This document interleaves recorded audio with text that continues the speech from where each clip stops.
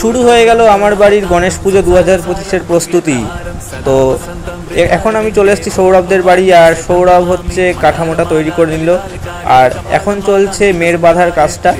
তো এবছর আমার গণেশ পুজোর থিম হলো বৈকুণ্ঠ। তোমরা তো প্রিভিয়াস ভিডিওতে সেটা জেনেই গেছো, আমার আর নতুন করে বলার কিছু নেই।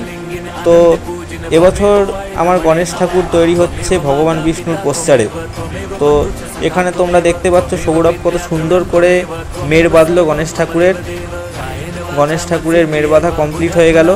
তো এই ছিল গণেশ ঠাকুরের মের বাঁধার পর ফাইনাল লুক। তো তোমরা দেখে নাও, সব অ্যাঙ্গেল থেকেই আমি দেখাচ্ছি গণেশ ঠাকুরটা।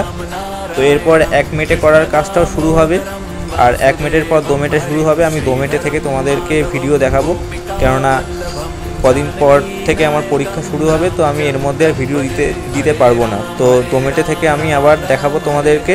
তো দেখা হচ্ছে নেক্সট ব্লগে।